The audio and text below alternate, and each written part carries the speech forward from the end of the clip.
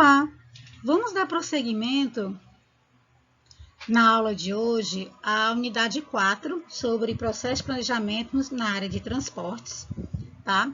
E hoje vai ser a nossa aula 2 sobre essa unidade.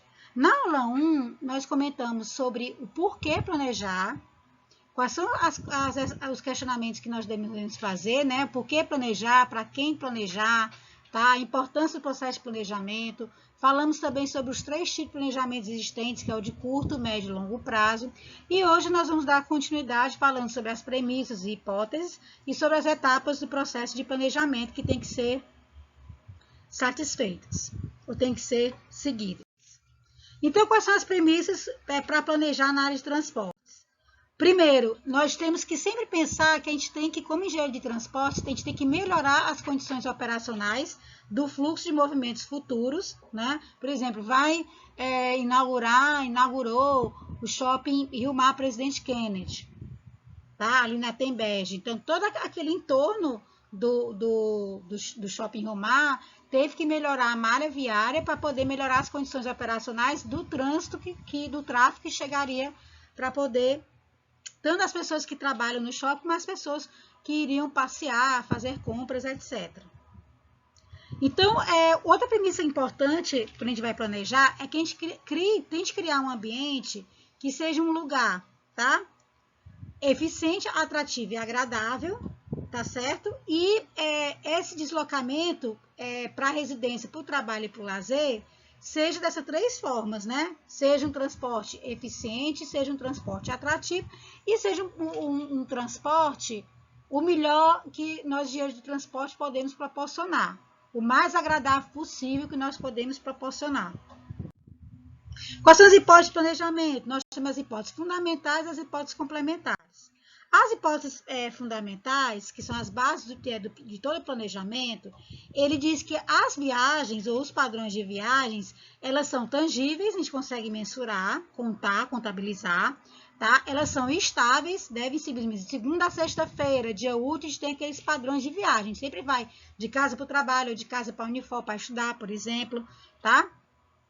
E são deslocamentos previsíveis. A segunda hipótese fundamental é que a demanda por transporte ela está diretamente relacionada ao uso e ocupação do solo, tá? E essa demanda que está associada ao uso e ocupação do solo, vai ser possível nós determinarmos, tá certo?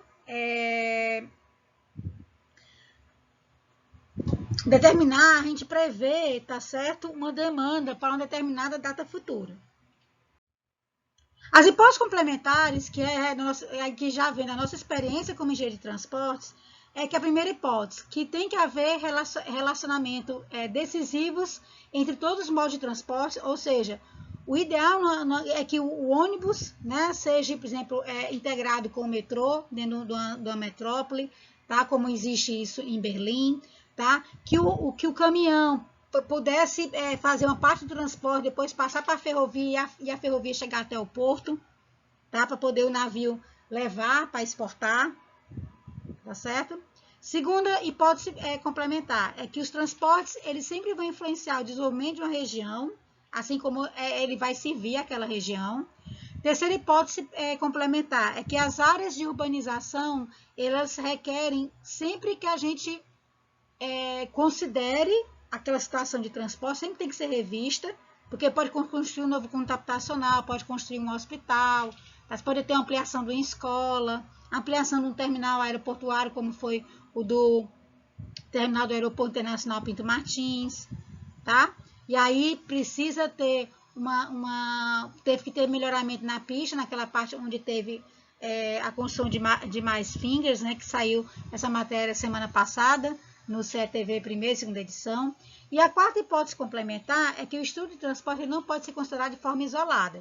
A gente tem que considerar toda a parte geral, porque ele faz parte de um todo, tá? E que o planejamento de transporte não pode parar no tempo. Você planejou agora e parar? Não, ele tem que ser sempre contínuo, tá? E esse planejamento ele tem que sempre ser revisto para poder ser atualizado caso seja necessário. Como é que se dá o processo de planejamento? O processo de planejamento, ele tem algumas etapas, e essas etapas, elas sempre são destinadas para poder prever uma demanda futura por transporte, tá?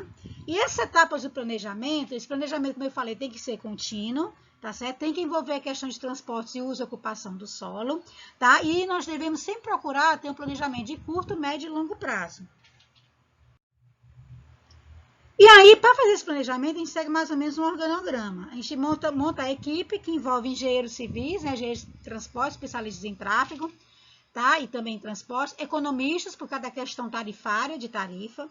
Aí essa equipe vai fazer o planejamento para atender às necessidades e anseios da população, e aí vai estabelecer os projetos que possam favorecer, né, a qualidade de vida dessa comunidade. Que projetos podem ser? A construção ou melhoramento de uma nova rodovia e ferrovia, como foi a duplicação da CE 085, que foi duplicada até a entrada do Trairi, né?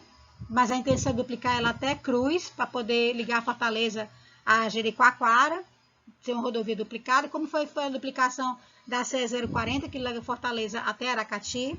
A construção ou ampliação de um terminal rodoviário, de um terminal aeroportuário, como aconteceu agora a ampliação do terminal do Aeroporto Internacional Pinto Martins, tá? E também a construção ou ampliação da pista do aeroporto, por exemplo, tá? Isso é um organograma. Então, quais são as etapas de um planejamento? Primeiro, tem que definir qual é a meta, o objetivo. Qual é a meta? Por exemplo, diminuir o tempo de viagem, diminuir o custo. No aeroporto, diminuir o tempo gasto nas operações de embarque e desembarque. Tá? Conseguir absorver, ter que os aviões consigam ser estacionados num finger, não fique estacionado, muitas aeronaves estacionadas no pátio, que aí precisa de ônibus para fazer essa parte de embarque e desembarque dos passageiros. Para poder fazer o planejamento, é necessário que sejam coletadas informações. Que informações são essas? Que a gente vai ter uma unidade só sobre coleta de dados. Seriam as informações associadas a dados socioeconômicos da população, a parte de uso e ocupação do solo, seja ele residencial, seja ele comercial, tá? Aí nós vamos fazer a previsão de demanda futura em 4 subetapas. Primeiro, estimar a geração de viagens futuras. Depois, nós vamos distribuir essas viagens futuras de uma região para outra, tá? Depois, nós vamos avaliar, decidir ou dividir essas viagens entre os diversos modais existentes, fazer a divisão intermodal. E, por último, nós vamos estabelecer as rotas, que é a alocação de tráfego, por onde essas viagens vão ser feitas. Então, essas são as subetapas da previsão de demanda futura. Depois, nós vamos passar para o planejamento da rede, analisar as alternativas, avaliar, selecionar e implementar aquele determinado projeto. Tá? Então, aqui nós falamos, ó, aqui está o organograma do processo de planejamento, tá certo? Que nós temos de estabelecer o método objetivo, depois coletar as informações, que são os inventários, fazer a previsão de demanda futura, planejamento da rede, análise alternativas, avaliação e seleção e implementação daquele projeto. Tá? Sempre que quando a gente vai avaliar um determinado projeto, a gente tem que ver como é que está de acordo com o planejamento da rede, e se não, nessa avaliação que nós fizermos não estiver adequada, a gente pode ter que alterar as nossas metas e os objetivos do nosso planejamento na área de transportes. Ok? E aí, quais são as principais perguntas que se fazem quando nós estamos planejando transportes? Primeiro, tá? Qual é a quantidade de pessoas e mercadorias que vão se deslocar de um lugar para o outro? Isso é que a gente chama da subetapa de geração de viagens. A segunda pergunta, para onde é que essas mercadorias e pessoas vão se deslocar? É o que a gente chama da subetapa de distribuição de viagens. Terceira pergunta é de que essas pessoas, essas mercadorias vão fazer esse deslocamento, como é que elas vão fazer esse deslocamento, qual é o modal que vai ser utilizado, é o que a gente chama da terceira subetapa do processo de previsão de demanda futura, que é a divisão intermodal, tá? E a quarta pergunta que a gente faz, ainda falta a quinta, é por onde é que essas viagens vão ser feitas, que é as rotas, né? Que é a quarta subetapa do processo de previsão de demanda futura, que é a alocação de tráfego. E por último, quais são as consequências? A gente faz uma avaliação econômica para saber se aquele projeto é viável de ser implementado ou não, seguindo a taxa interna de retorno, seguindo um valor presente líquido, que são conceitos que vêm da engenharia econômica ou matemática financeira. Então, quando a gente vai planejar, a gente pode adotar 2 tipos de abordagem. Um que a gente chama de abordagem sistêmica e abordagem cíclica. A abordagem sistêmica é aquela abordagem que a gente vai avaliar cada projeto de uma vez e comparar cada um deles com os objetivos. E aí a gente vai afunilando a nossa escolha, mas a gente vai avaliar um de cada vez. Na abordagem cíclica, a gente pode avaliar vários projetos ao mesmo tempo, comparando com os objetivos estabelecidos, as metas, e aí a gente vai afunilando até escolher o projeto mais adequado. Então, a gente diz que a abordagem cíclica está dentro da abordagem sistêmica, está dentro da abordagem cíclica. Tá? Na abordagem sistêmica, ela considera a cidade como um conjunto de partes interconectadas, os fluxos de tráfego eles são interdependentes, o sistema de transporte corresponde ao conjunto de facilidades para permitir o acesso às áreas urbanas. Tá? E a gente tem que ver como é que é o comportamento locacional das atividades de negócio dos indivíduos e se vai haver alguma mudança locacional que vai afetar o transporte a longo prazo. Tá? Aí você tem que ver essas facilidades do transporte de acordo com o uso e ocupação do solo, tá certo? E você aí você aqui tem um exemplo de uma estrutura de uma abordagem sistêmica, tá? Primeiro você monta a estrutura, né, com os recursos, as instituições, os profissionais necessários, tá certo? Estabelece as metas e os objetivos, né? Depois vai estabelecer os critérios para fazer a avaliação, faz a avaliação, se entrar no consenso implementa o plano, se não, ou você revê as metas ou revê os objetivos e aí começa esse processo todo de novo. Aqui é um exemplo da Federação Norte-Americana de Administração das Rodovias Interestaduais, que a gente chama de Interstates, né, Highways. E aqui é um organograma de como ela faz o planejamento dela. Estabelece as metas e objetivos, depois ela vai coletar as informações, analisa as condições existentes, faz as previsões amplas, depois analisa as alternativas futuras, aí faz uma programação de longo prazo, curto prazo, e aí ele vai faz uma simulação, avalia e aí implementa. Esse mesmo organograma segue o nosso Plano Nacional de Logística de Transportes. Ó. É bem parecido. Nós temos estabelecido as metas, pegamos as informações necessárias, né, vai fazer a coleta de dados ou inventário de dados, analisa as condições atuais, faz uma previsão macroeconômica, uma previsão de longo prazo e uma de curto prazo, analisa alternativas futuras e aí seleciona e implementa. Tá? Então, a abordagem sistêmica tem algumas vantagens, tá certo? Ela tem, geralmente, ela é ótima para você mostrar deslocamentos de curto prazo e também para algum comportamento locacional a longo prazo, mas ela pode ser dificultada, essa abordagem, quando a gente tem algumas políticas, tá certo? Em que o ponto de partida, se for um objetivo comum, às vezes essas análises não vão ser fáceis de serem feitas. Tá? A abordagem cíclica, como eu falei, vou explicar aqui como organograma, fica mais fácil. Você tem várias alternativas, tá certo, de projetos, aí vai fazer essas análises em conjunto, cruzando uma com a outra, e aí vai afunilando até você escolher qual é o melhor plano para ser implementado, tá?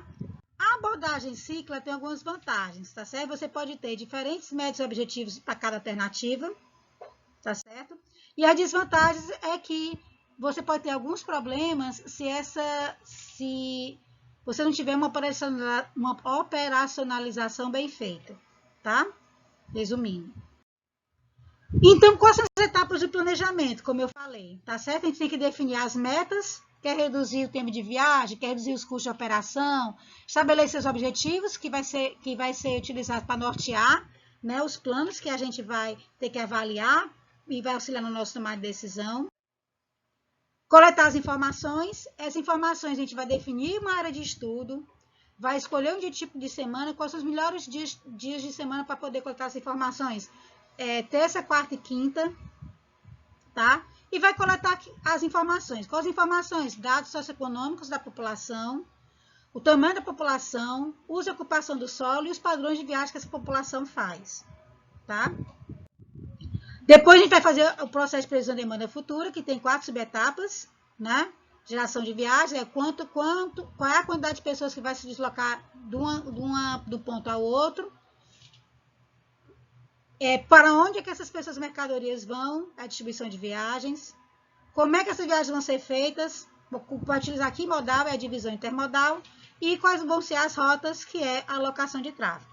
Depois fala previsão de demanda futura, tá certo? Aqui eu já falei geração, tá? A geração de viagens é o número de viagens que são formadas, né, dentro de uma zona de tráfego, tá certo? Você vai utilizar alguns modelos matemáticos, o mais completo é o análise de regressão linear múltipla, mas a gente vai utilizar para fins de cálculo nosso é o fator de crescimento. Que aí está respondendo aqui pergunta, qual é a quantidade de pessoas e mercadorias que vão se deslocar de um ponto para o outro, tá? E aí a gente vai ter alguns dados que são importantes, né, para poder fazer essa previsão, né, de viagens futuras, como população, renda, número de carros e outros, tá? E o número de viagens individuais que são produzidos, tá? Quem é que produz viagens? Somos nós, usuários do sistema. E quem é que atrai viagens? São os locais, tá? Então, a gente vai ter hospitais, escolas, shopping centers, são aqueles que vão fazer o número de viagens atraídas. Então, quem produz são as pessoas e as mercadorias, né? E quem atrai são os locais. Então, a gente vai ter as viagens futuras geradas produzidas e as viagens futuras geradas atraídas. A distribuição de viagens, a gente vai estimar o número de viagens que vão ser realizadas entre cada par de zonas de tráfego. Estamos respondendo a pergunta, para onde é que essas pessoas e bens vão se movimentar? A divisão intermodal é como é que essas viagens vão ser feitas, qual modal que vai ser utilizado, vai ser feita a pé, por bicicleta, moto, carro, ônibus, trem, metrô, VLT. Então, a gente está respondendo aqui pergunta de que são movimentados os bens das pessoas. E a terceira subetapa é identificar quais são as rotas que vai escoar esses fluxos de tráfego. Nós estamos respondendo aqui pergunta por onde esses movimentos vão ser realizados. Tá? E aí, a quarta etapa seria avaliar e selecionar os planos alternativos, né? Avaliar custo-benefício, custo econômico e benefício econômico, e fazer a implementação desses planos, tá certo? O ideal é que haja uma elaboração de um programa plurianual de investimentos, de acordo com as prioridades da população, né? Com relação aos sistemas de transportes, tá? Esse planejamento, o ideal é, como eu falei, ele tem que ser contínuo, ele não pode parar no tempo, então ele tem que ser revisto pelo menos a cada 3 a 5 anos, mas a cada 5 anos já está ok. Às vezes não houve nenhuma mudança, né, de ocupação do solo. E tem que ser um planejamento que tenha uma certa flexibilidade, que se precisar ser alterado, ele pode alterar para poder acomodar alguma alteração imposta pelo progresso da cidade, pela expansão da cidade.